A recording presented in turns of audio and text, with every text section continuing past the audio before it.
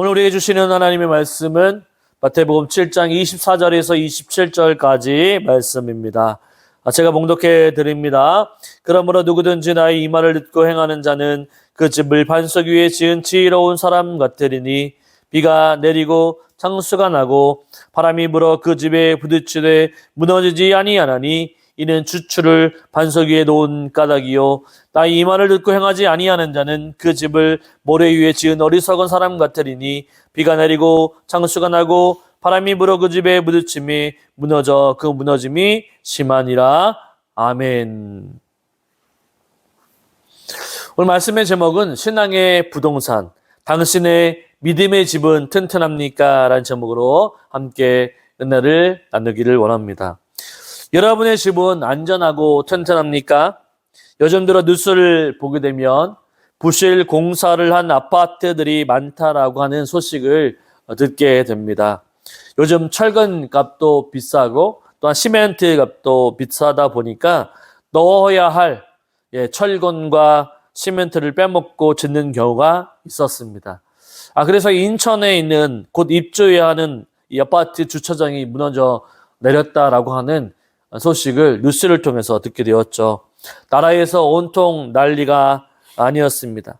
아파트마다 우리 아파트는 괜찮은 거야? 라고 또 염려하기도 하고 또한 무너지면 어떻게 하지? 철근은 잘 들어간 것일까? 라고 걱정을 했던 때가 있었습니다. 그래서 유명한 말들이 생겼죠. 이 자이 아파트 브랜드명에 뭔가 익살스러운 것들을 넣어서 순살 자이, 캐슬이면 통뼈 캐슬, 푸르지오면 흐리지오 등 이 부실 공사가 드러났던 브랜드들을 희화해서 유머스럽게 표현을 했던 것을 볼 수 있습니다. 그렇습니다. 집이나 아파트, 건축물들은 튼튼하게 지어야 하죠. 그런데 우리나라는 아파트가 40년, 50년만 돼도 재건축 이야기가 나옵니다. 다시 짓자라고 하는 거죠. 외국에서는 70년, 80년 이 벽년이 다가도록 튼튼한 건물들이 많이 있습니다. 그만큼 관리도 잘 되고 튼튼하게 잘 지었기 때문이죠. 집이나 아파트, 이 건물들뿐만 아니라 튼튼하게 지어야 할 것이 있습니다. 그것은 무엇일까요? 바로 우리의 신앙, 우리의 믿음인 거죠. 우리의 믿음이 외부의 환경에 흔들리기 쉬우면 집에 철근이 빠져서 휘청거려 무너지는 것처럼 우리의 신앙도 쉽게 무너질 수가 있습니다. 그러나 반대로 우리의 믿음이 튼튼하게 잘 지어 있으면 어떤 상황과 어려움에도 흔들리지 않고 무너지지 않을 수 있죠. 그러면 오늘 신앙의 부동산, 당신의 믿음의 집은 튼튼합니까? 라는 제목으로 어떻게 하면 우리의 집, 우리의 신앙이 어떻게 튼튼해질 수 있을까라고 하는 은혜를 나누기를 소원합니다. 어떻게 우리 집이 튼튼해질 수 있을까요? 첫 번째로는 하나님의 말씀을 듣고 행하는 집이 튼튼합니다. 우리 24절 말씀을 읽어볼까요? 그러므로 누구든지 나의 이 말을 듣고 행하는 자는 그 집을 반석 위에 지은 지혜로운 사람 같으리니. 아멘. 이 마태복음 5장부터 7장까지는 예수님이 산상수훈, 산에서 제자들을 가르쳤다라고 해서 상상수훈이라고 부릅니다. 오늘 본문은 이 산상수훈의 결론부라고 얘기할 수 있죠. 예수님이 하나님의 말씀을 산에서 가르쳤습니다. 이제 제자들을 향해서 이제 가르친 말씀대로 행할 것을 주문하고 계시는 거죠. 특별히 비유를 통해서 가르쳐 주십니다. 그 비유는 반석 위에 지은 지혜로운 사람과 또한 모래 위에 집을 지은 어리석은 사람입니다. 이 지혜로운 사람과 어리석은 사람을 나누는 근거는 무엇일까요? 이 24절과 26절의 앞부분을 보면 이렇게 말씀하죠. 24절에 누구든지 나의 이 말을 듣고 행하는 자는 이라고 말씀을 하고 26절에 보면 나의 이 말을 듣고 행하지 아니하는 자는 이라고 말씀합니다. 결국엔 지혜로운 사람과 어리석은 사람을 나누는 근거는 무엇인가? 하나님의 말씀을 듣고 행하느냐, 행하지 않느냐라고 말할 수 있습니다. 하나님의 말씀을 듣고 행하면 지혜로운 사람이고, 하나님의 말씀을 듣긴 들었지만 행하지 않으면 어리석은 사람이다라고 주님은 말씀하고 계시죠. 여러분, 우리가 신앙생활을 하면서 하나님의 말씀을 자주 듣게 됩니다. 새벽에 나가시는 분들, 예배당에 새벽에 나와서 새벽 기도를 하시는 분들은 매일 새벽마다 말씀을 듣습니다. 수요일이면 수요일 예배라서 수요일에 말씀을 듣습니다.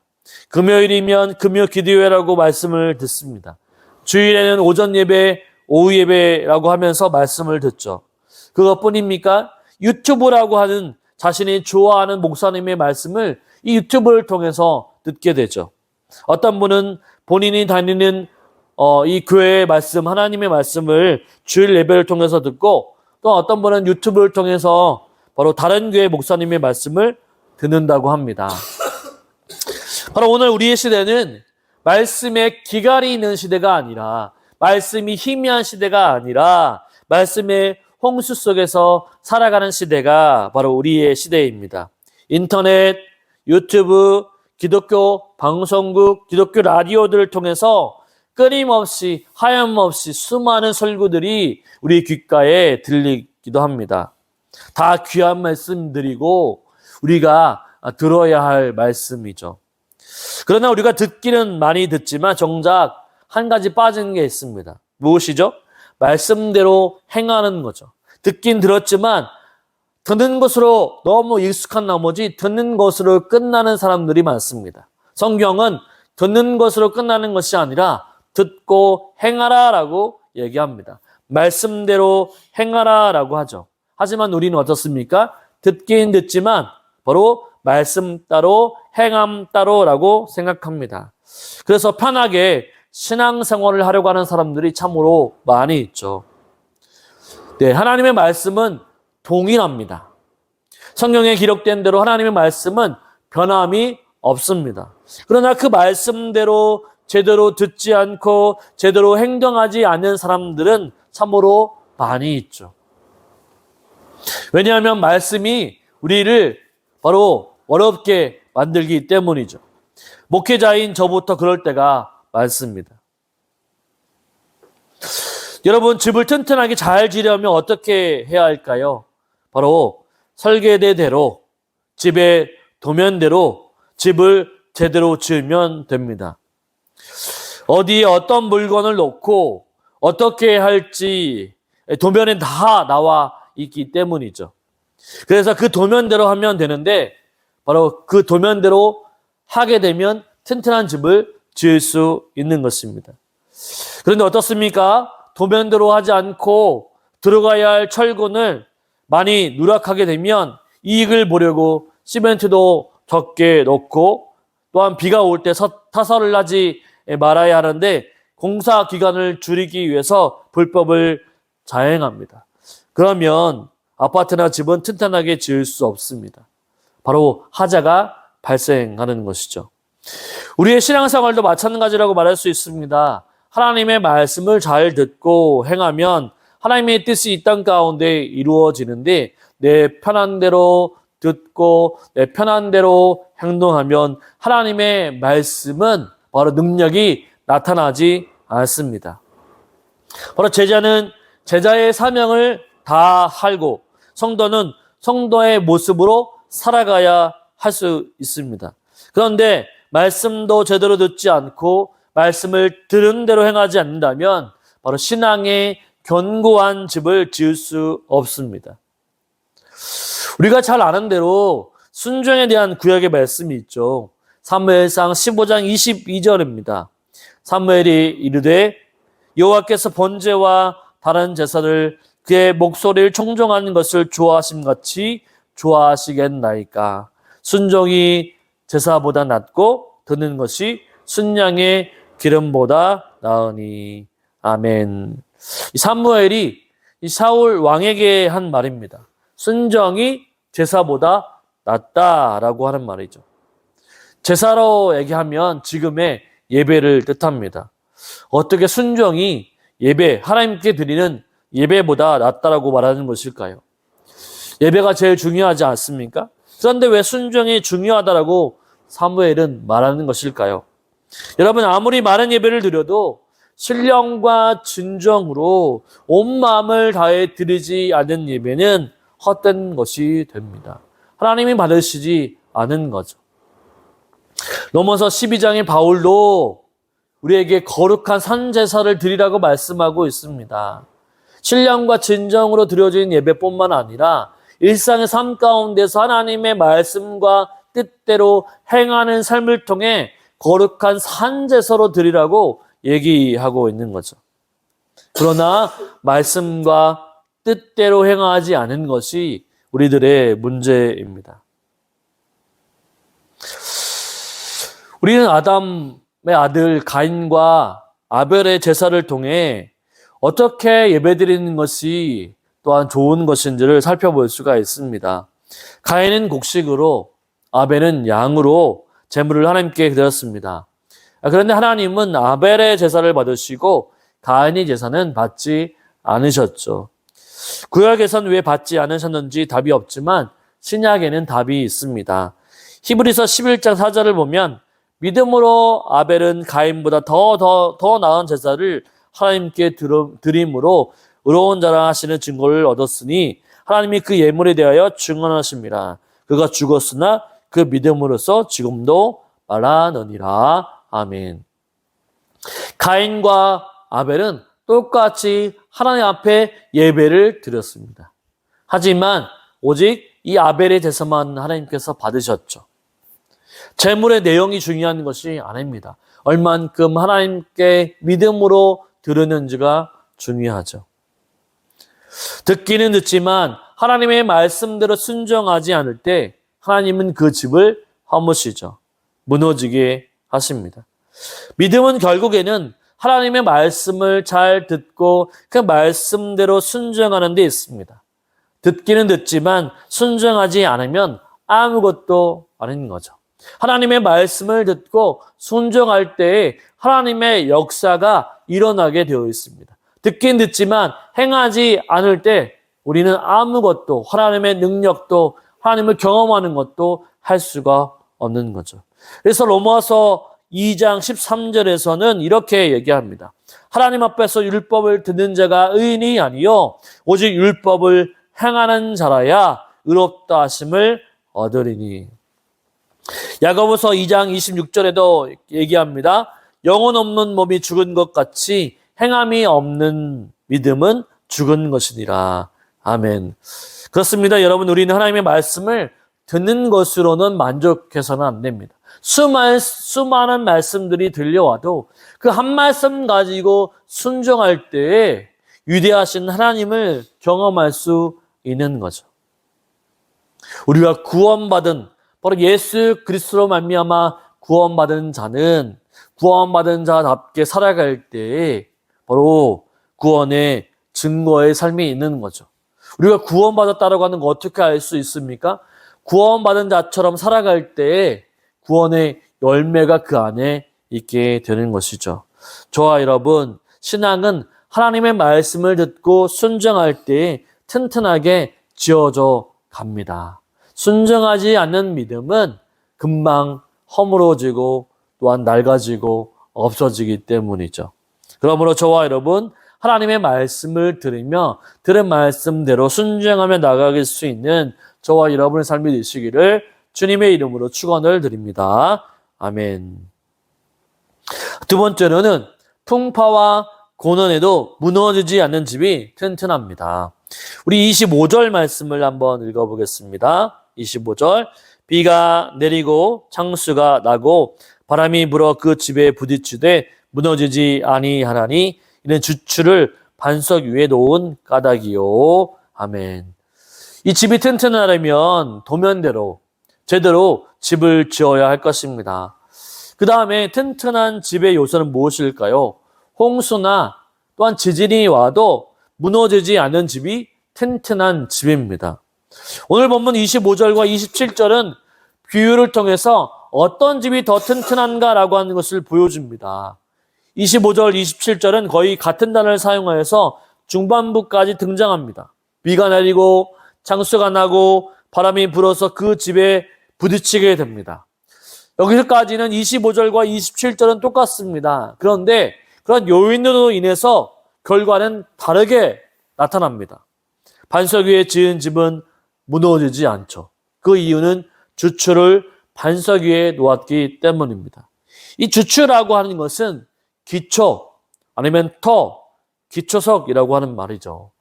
집을 세우는 기초가 반석 위에 세워졌기 때문에 튼튼하다라고 하는 것입니다. 27절 읽어볼까요? 비가 내리고 창수가 나고 바람이 불어 그 집에 부딪힘에 무너져 그 무너짐이 심하니라. 아멘. 이 모래 위에 지은 집은 튼튼하지 못합니다. 이 외부적인 환경의 요인으로 버티지 못하고 무너졌죠. 그리고 그 무너짐이 심했습니다. 마치 대지진이 일어났을 때에 집이 폭삭 가라앉은 것처럼 형체를 알아볼 수 없을 정도로 무너짐이 심합니다. 여러분, 외형적으로 보면 반석 위에 지은 집, 또 모래 위에 지은 집, 살만한 집입니다. 예, 어떤 풍파가 오지 않으면 살만한 집이죠. 큰 어려움 없이 멋있게 지어진 집, 겉으로는 멀쩡한 집입니다. 그런데 외형적으로 잘 꾸며놓고 꾸며 놓는다라고 해서 튼튼한 집, 단단한 집이라고 말할 수 있을까요? 아니죠. 튼튼하다라고 하는 것은 외부에 견디기 힘든 힘이 가해졌을 때 버틸 수 있는 집이 튼튼한 집입니다. 우리가 뉴스를 보면 지진이 일어났다라고 하는 소식을 듣습니다. 뉴스 영상을 보면 어떤 건물들은 지진으로 인해서 폭삭 주저앉아서 실종자를 찾고 있고 어떤 건물들은 피해를 받지 않고 굳건하게 서 있는 것을 볼 수가 있습니다. 지진이 와도 안전하게 서 있는 건물들을 보면 바로 내진 설계를 하고 철근과 콘크리트를 부족함 없이 채워진 곳은 절대로 무너지지 않죠. 또한 비가 내리면 또한 홍수가 나고 산사태가 발생을 하게 됩니다.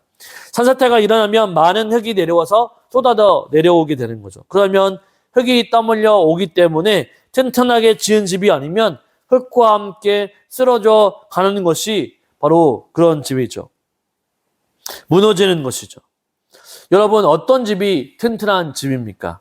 바로 비가 오고 홍수가 나고 산사태가 일어나고 지진이 일어나도 흔들리거나 무너지지 않는 집. 바로 그런 집이 튼튼한 집이죠. 그런 집들은 기초가 튼튼하게 지어졌기 때문에 무너지지 않는 것입니다. 오늘 본문에도 반석 위에 지은 집은 무너지지 않습니다. 왜 그럴까요? 기초를 반석 위에 지었기 때문이죠. 반석은 바위입니다. 이 땅에 잘 박혀 있으면 절대로 빼낼 수 없는 바위입니다. 그러나 모래 위에 지은 집은 금방 무너지죠. 모래는 바로 지탱해 줄 힘이 없습니다. 이 바닷가의 파도에 쉽게 밀려 나가는 것이 모래이죠. 그래서 홍수가 나고 태풍이 불어 그 집에 부딪히게 되면 쉽게 무너져 내립니다. 튼튼하지 못하죠. 오직 반석 위에 지은 집은 홍수와 태풍에도 무너지지 않고 잘 견디어낼 수 있습니다. 우리 신앙도 마찬가지입니다. 우리는 항상 사탄의 시험과 유혹을 받죠. 유혹과 욕망에 이끌려서 시험을 당하게 하기도 하고 사탄의 유혹에 넘어가기도 합니다. 그것이 시험이기 때문에 마음이 흔들리고 믿음이 굉장히 흔들릴 때가 많죠. 세상에 풍파, 어려움이 있을 때 믿음으로 서 있지 않으면 금방 믿음을 저버릴 때가 많다라고 하는 거죠. 신앙에 어떤 문제가 일어나게 되면 금방 믿음이 사라지게 되고 하나님을 원망하게 되어 있습니다. 믿음이 튼튼하지 않으면 그런 것들이 와서 우리를 넘어지게 하고 금방 모든 것이 쓰러지게 만듭니다. 하지만 믿음 이외에 하나님 이외에 바로 예수님 이외에 바로 집을 짓게 되면 어떻습니까? 어떤 어려움이 와도 바로 신앙으로 견고히 버텨낼 수 있는 것이죠.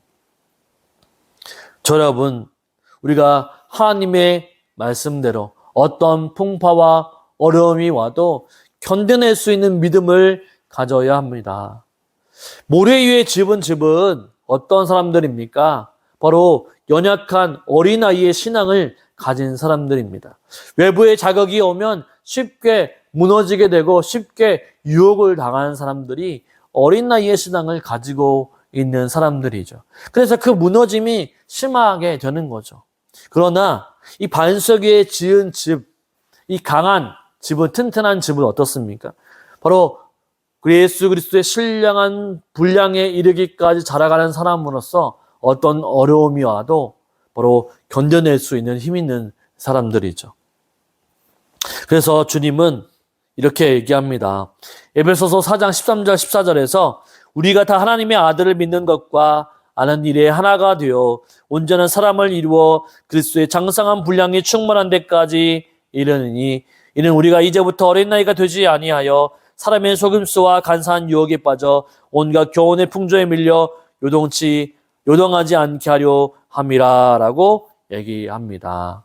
이 바울 사도가 얘기했습니다. 어린아이 같은 신앙은 바로 교훈과 또한 신앙의 여러 가지 유혹에 빠져서 바로 요동하게 된다, 흔들리게 된다라고 하는 거죠. 그래서 장성한 분량에 이르라, 예수님을 닮아가라 라고 얘기해 주고 있습니다. 여러분, 튼튼한 집이 어떤 집입니까? 주초를 반석 위에 세운 집, 예수님 위에 세운 집이 튼튼한 바로 집인 줄 아시고 어떤 일을 행하든지 간에 예수님 위에서, 믿음 위에서 행할 수 있는 저와 여러분의 삶이 되시기를 주님의 이름으로 축원을 드립니다. 아멘. 세 번째는 반석이신 예수님 위에 지은 집이 튼튼합니다. 우리 25절을 한번 읽어볼까요? 25절. 비가 내리고 창수가 나고 바람이 불어 그 집에 부딪히되 무너지지 아니하나니 이는 주초를 반석 위에 놓은 까닭이요. 아멘. 이 주초를 반석 위에 놓은 집이 무너지지 않습니다. 여기서 반석은 바로 예수님을 의미하죠. 고린도전서 10장 4절을 보면 다 같은 신령한 음료를 맞았으니 이는 그들을 따르는 신령한 반석으로부터 맞았음에 그 반석은 곧 그리스도시라. 아멘. 반석은 예수님을 가리킵니다. 예수님을 기초로 삼은 집은 무너지지 않습니다. 그러나 반대로 모래 위에 지은 집, 금방 없어지고 사라지게 될 힘이 없는 모래 위에 지은 집은 무너지고 맙니다. 여러분, 우리의 신앙을 어디에 세워야 할까요? 우리는 알고 있습니다. 예수님이 우리의 주인이기 때문에 예수님 위에 우리의 신앙을 세워야 합니다. 그러나 많은 사람들이 예수님이 아니라 금방 사라지고 없어지게 될 것들을 위해서 자신의 집을 세우는 경우가 많습니다. 제자들을 한번 보십시오. 베드로는 예수님을 부인했습니다. 그러나 예수님은 베드로를 만나 주셨고 용서해 주셨으며 회복시켜 주셨습니다. 예수님의 부활 이후에는 완전히 다른 사람으로 변화되었습니다. 바로 베드로는 복음을 전하다가 순교했죠. 바울 보십시오. 예수 믿는 자들을 핍박하고 감옥에 가두는 일을 했습니다. 그러나 담에석 도상에서 예수님을 만나자 변화되어 이방인의 사도로 바로 그도 복음을 전하다가 순교를 당했습니다. 베드로, 바울, 그 외의 저자들은 예수님의 말씀을 듣고 복음을 전하는 삶을 살았습니다. 예수님을 알기 전에는 예수님을 이용하여 높은 자리, 권력의 자리, 성공의 자리에 앉으려고 했습니다. 그래서 예수님이 십자가에 죽으시기 위해서 바로 가실 때 예수님 십자가를 지면 안 된다라고, 바로 그렇게 십자가에서 죽으시면 안 된다라고까지 했던 예수님의 제자들이었습니다.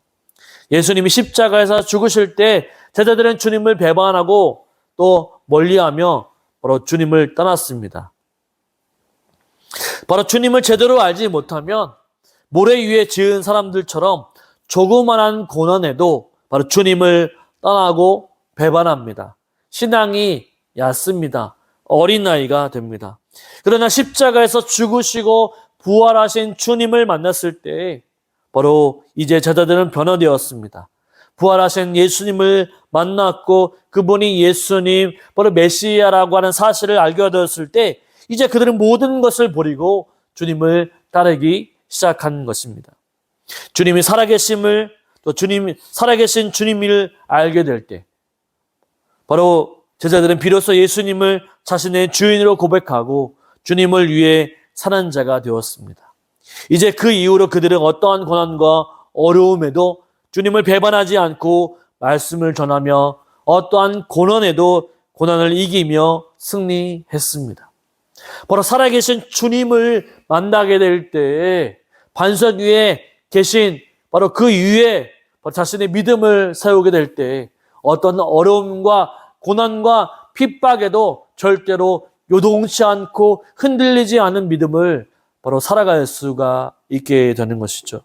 저와 여러분, 우리의 반석 되신 예수 그리스도를 주처로 삼아 믿음의 기초를 세워 어떤 어려움과 고난에도 예수로 인해 전혀 흔들리지 않는, 무너지지 않는 믿음의 사람으로 살아가시기를 주님의 이름으로 축원을 드립니다.